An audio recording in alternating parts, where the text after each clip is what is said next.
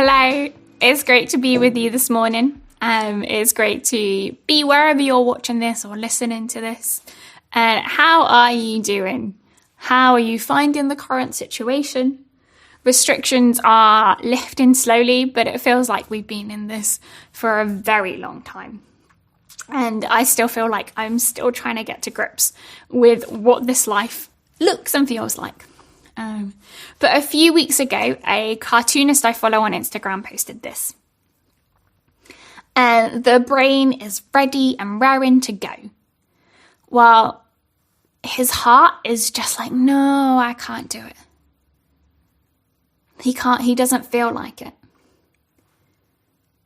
And it felt like the cartoonist had seen my day and perfectly summed it up in one post. For one moment, he understood me and knew what I felt. I'd started my day ready to take on the world, to conquer my to-do list, to get so much done. And I really ended up not doing much. And in all honesty, this is quite a common occurrence. Lockdown and the working from home life for me is just, I'm not a fan of it, let's say. I look forward to not dodging people in the supermarket. I look forward to going into the office and not working from random rooms in my house. I look forward to seeing my friends and not thinking, are we 2 meters apart? I look forward to going to church.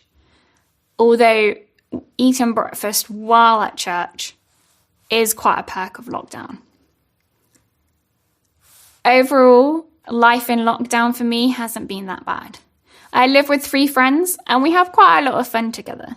Food is a massive priority in our house, so most things revolve around that. We enjoy having time together, having the extra time together. And we found some kind of groove in having all of us work from home. Our WhatsApp group is now a booking system for our lounge, and we have signs that let us know what kind of video call someone is on and how much noise we can make. I know this isn't the case for everyone. You might be living alone and really struggling not having that human interaction that is not 2 meters apart or through a screen. You might live with other people, but you really miss seeing other friends and seeing other family members. You might have had a really busy life before lockdown, and now everything is confined to your house or a few other places. You might be feeling really lonely and isolated in this situation. Loneliness is a real side effect of lockdown and social distancing. Just last week, a study was released that said that the number of people who regularly feel lonely has increased during lockdown. But loneliness isn't something specific to lockdown. It isn't something new to 2020. We have felt this long before Zoom was a daily part of our vocabulary and COVID-19 was even a thing. In 2018, it was announced that we have a loneliness epidemic in the UK. And it is said that those who are aged 16 to 34 are the loneliest generation, even though they are the most connected generation. And loneliness isn't only related to physical isolation and how connected we are. We can feel alone in a crowded room. We can feel alone with our family or with our friends. We can feel alone in a whole variety of places and situations. Even in my house of 4, where we have a lot of fun together, where we care for each other, and where we know each other, loneliness is a felt emotion. In each one of us, we have a deep longing for a relationship. We need to be known, loved, and accepted. We need to feel like we fit in, like we belong, like we have a place. And we look for these things in our friends, our family, our spouses. And these are good things. We need community and we love community. Community is so important, and that's why we think small groups is important, because that's a place for community and being known. But however great these things are, they can't always fill that void of loneliness. Situations change. New commitments come up, meaning there is less time. People move away. We won't always be there for each other, and we won't always understand each other. But I do know someone who does.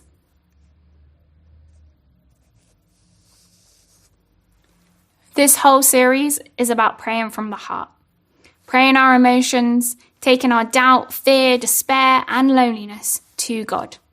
We aren't saying that as Christians we don't feel these things, but we're saying that as Christians we can take them to Jesus. We can tell him all about them. And today we're going to look at Psalm 139 and what it says about God and our loneliness. My Chet is going to read Psalm 139 for us. You have searched me, Lord, and you know me. You know when I sit and when I rise. You perceive my thoughts from afar. You discern my going out and my lying down. You are familiar with all my ways. Before a word is on my tongue, you, Lord, know it completely. You hem me in behind and before, and you lay your hand upon me. Such knowledge is too wonderful for me, too lofty for me to attain. Where can I go from your spirit? Where can I flee from your presence? If I go up to the heavens, you are there. If I make my bed in the depths, you are there. If I rise on the wings of dawn and settle on the far side of the sea, even there your hand will guide me. Your right hand will hold me fast. If I say, surely the darkness will hide me and the light become night around me, even the darkness will not be dark to you. The night will shine like the day, for darkness is a light to you. For you created my inmost being. You knit me together in my mother's womb. I praise you because I am fearfully and wonderfully made. Your works are wonderful, I know that full well. My frame was not hidden from you when I was made in a secret place, when I was woven together in the depths of the earth. Your eyes saw my unformed body. All the days ordained for me were written in your book before one of them came to be. How precious to me are your thoughts, God. How vast is the sum of them. Were I to count them, they would outnumber the grains of sand. When I awake, I am still with you. If only you, God, would slay the wicked. Away from me, ye who are bloodthirsty. They speak of you with evil intent. Your adversaries misuse your name. Do I not hate those who hate you, Lord, and abhor those who are in rebellion against you? I have nothing but hatred for them. I count them my enemies. Search me, God, and know my heart. Test me and know my anxious thoughts. See if there is any offensive way in me, and lead me in the way everlasting. Thank you, my Chet. So why should we go to God in our loneliness? What does this psalm tell us about loneliness? What does this psalm tell us about what God has to do about our loneliness? There is a lot in this psalm, and we're just going to dive straight into verses 7 to 10, where David, who wrote the psalm, tells us that whenever we feel alone, we aren't alone, because God is always with us. He says, "Where can I go from your spirit? Where can I flee from your presence? If I go up to the heavens, you are there. If I rise on the wings of the dawn, if I settle on the far side of the sea, even there your hand will guide me." David knows that God is everywhere, that there is no place too far, no situation too low, that God isn't there. God doesn't think twice about being in a place or just decide not to go because it is too difficult, too messy, or just too far. God occupies every part of this earth. He is on top of the highest mountain, and he is at the deepest part of the deepest ocean. He is at the point furthest away from you right now, but also he is right there next to you. Wherever you are, whatever situation you are in, regardless of the amount of people with you, God is with you. Do you know this? Do you know that God is with you wherever you go? I lived in Guatemala for a couple of years, and I remember really realizing that God is everywhere. I realized that the same God that I knew in the UK was with me and had been in Guatemala the whole time. He hadn't left me when I left the UK, and he hadn't arrived in Guatemala as I landed. He is the God of the nations, Lord over all the earth. And country borders, vast oceans, different cultures, languages, and race do not stop him. They cannot hold him back. In moving to Guatemala, I left everyone and everything I knew. And yet I found God was always with me. Were there moments of loneliness? Of course. But did God ever leave me? Not once. I heard it put like this. If God is everywhere, then there are at least 4 people in every room you are in. You, God the Father, Jesus, and the Holy Spirit. Think about it. Picture it. The God who is everywhere and reigns over everything is with you right now. Whether you're watching church live or you're listening to this during the week, why not take a moment and ask God to show you where he is? Be open to seeing him. Throughout lockdown, God has reminded me that he is with me always. Whether that be sat on my sofa as I do Zoom calls, or whether that be in my room as I try to get my work done, or whether I'm just watching TV in the lounge. He is always with me. I just don't always notice him. And this is it. Sometimes we don't notice God. Sometimes we can't see him. There have been many times when I feel like God isn't there, or I can't see him.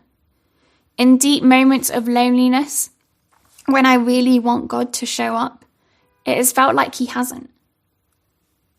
And many of you will be able to relate to this. And maybe you are asking yourselves these various questions. Where is God in my situation? But God is there in those moments because he is always with us and he sees us, even when we can't see him. In verse 11 and 12, David writes, "If I say, surely the darkness will hide me, and the light become night around me, even the darkness will not be dark to you, for the night will shine like the day, for darkness is as light to you." For darkness is as light to you. What is hidden in the darkness is not hidden from God. He sees it all. The darkness might not lift, and we aren't known for our night vision, so we might not see God in the darkness. But God sees us, and he's always with us. The darkness doesn't stop God. When feelings of loneliness overwhelm us and we can't see God, we have to hold on to the truth that God is always with us and that he sees us, even when we can't see him ourselves. So when we feel alone, we can always go to God because he is always with us and he always sees us, whether we can see him or not. But loneliness isn't just about being physically alone. It's also that sense of not feeling known or understood. And David addresses this at the start of the psalm in verses 1 to 4. He says that the truth is that God knows us completely. Nothing about you is a mystery to God. Verses 1 to 4 say, "You have searched me, Lord, and you know me. You know when I sit and when I rise. You perceive my thoughts from afar. You discern my going out and my lying down. You are familiar with all my ways. Before a word is on my tongue, you, Lord, know it completely." He knows all that we do. He knows our habits and the lack of habits. He knows the day-to-day, pretty mundane things, and he also knows the really exciting things. He knows what we think, both those things that we keep to ourselves and those things that we voice. And he knows them before we even say them. He knows us better than we know ourselves. There is that classic teenage line that young people will say to their parents of, "You don't understand me," or "You just don't get it." And although as adults we may not say this out loud, we have probably thought it at times. You can explain your thoughts to someone in the clearest way possible, and they still don't get it. Or you might have been in a situation where you just don't explain something because it is so much effort to try and get them to understand. But this isn't the case with God. We can't say to God, "You just don't understand," or "You don't get it." Or at least we can't say it truthfully. As we saw in verses 7 to 12, God is always with us. He sees everything. And in verses 1 to 4, we are told he knows us completely. God is the one person that does understand you, that gets you completely, and truly does know you. Do you know this? Has God shown you how deeply he knows you? Sometimes when God shows me that he knows me, it is in the small things. It is in the ways that he communicates with me. I will understand and remember pictures far more than words. And so that's how he communicates with me. And he knows my life. He knows what's best for me. And in hindsight, I have seen that when things haven't gone the way that I wanted them to go, actually God has been orchestrating things because he knows what the best thing for me is. We know that God is always with us and that he knows us intimately. But could it just be that he is always with us, but he's actually really bored, but has nowhere else to go because he's everywhere? Or what if he knows us completely, but actually doesn't like us? This isn't the case, thankfully. In verses 13 to 18, we are told that God cares for us because he created each one of us. He knew us long before we were even born. David writes in verse 13, "For you created my inmost being. You knit me together in my mother's womb." God created you intricately and intentionally. Those that knit will know that you don't just accidentally knit something great. And that is what we are. Great. David goes on to say that God's works are wonderful, aka we are wonderful. We're told in Ephesians 2 verse 10 that we are God's masterpieces. And to create a masterpiece, it takes time, skill, and care. Now, I can't say I have ever created a masterpiece, but I did study art at uni, and I can tell you that it took time and effort to create my final pieces. I didn't just throw them together and not care about what the final outcome was. I spent so much time on them. I took time over creating them. I loved them. I put part of me into them. And I wanted to create something that was beautiful and great. And this is how David pictures God creating him. It wasn't in a factory, each person the same. And it wasn't in a last minute, oh, I'll just chuck this here and put that there and that will do. He intricately put us together. He created each part of you, and not just your physical body, but also your whole life.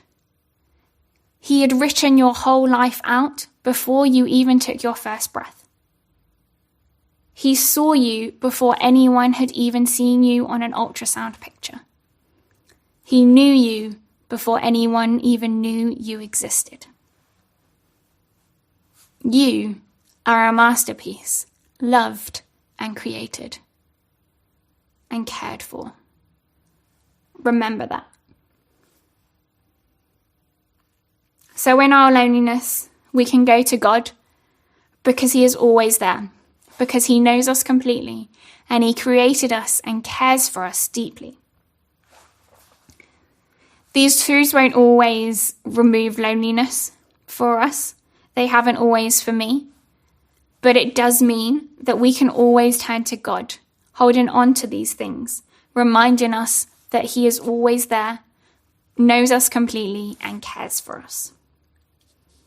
But there's just one last thing in this psalm. Throughout it, there is this sense of attention. On one hand, there is this wonder and awe of these truths that we've just spoken about. But on the other hand, there is almost a sense of fear. It is, although these truths are incredible, they also have the ability to be incredibly scary. If God knows us completely, he knows everything about us. He knows the things that we try to hide, the things that we don't want anyone to see because we don't want to be alone. And if God is everywhere, there is nowhere that we can get away from him. No place that God won't find us. Nothing can hide the guilt and shame we feel from God. And David knows this, but still echoes the first verse in the end of the psalm. He says, "Search me, God, and know my heart. Test me and know my anxious thoughts. See if there is any offensive way in me, and lead me in the way everlasting." I'm not sure I always want God to search me and know me, because I know what is inside of me. I know the anxious thoughts he will find. I know the offensive ways that he will see. And I know that I will be counted in the wicked that David calls God to slay in verse 19. I also know that David was not without sin either. His bad decisions, adultery, and murder plots are written in the Bible for us all to read long after he died. But still he says, "Search me, God, and know my heart." How can he do this? David knew God as Father. He trusted God. He trusted God that God cared for him and loved him. He knew that God would save him, and he knew the promise of Jesus the Messiah and what that would bring. And we live on the other side of that. We live after Jesus. We live in the power of Jesus' resurrection and know that he has saved us. Because Jesus never sinned, Jesus is the only one who can call for God to slay the wicked and not have to count himself in the category of the wicked. Only Jesus can ask God to search him and know that God won't find any offensive way in him. Only Jesus could make a way for us so that we can find comfort in the fact that God never leaves us, knows us completely, and cares for us. Because of the cross, Jesus took our place. He took our punishment for all things we have ever thought, said, or done wrong. He got what we deserved, and we get what he deserves, life eternal with God.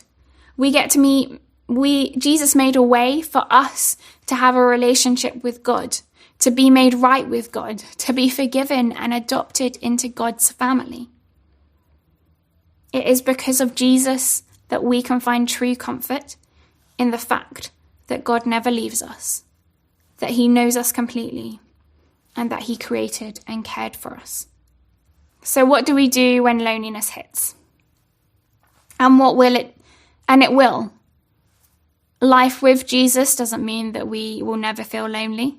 Even Jesus felt lonely, as his friends still did not understand what he had to do, even though he had told them several times. When his friends abandoned him as he was arrested, and on the cross as he cried out, my God, why have you forsaken me?" So what do we do with our loneliness? When the feelings of loneliness overwhelm, where do we go? Well, we can go confidently to God, giving him our feelings and our emotions. And we hold on to the comfort that we find God in the situations where no one else is, knowing that he never leaves us, knowing that he knows us completely and that he created us wonderfully and cares for us deeply. So much so that Jesus died for us. But this isn't it. This is the situations that we face now, but there is hope. This is not the end. We know that one day we will be fully with God, fully in his presence, where there will be no tears, sadness, or even loneliness forever. And we can look forward to that wonderful day. Thank you.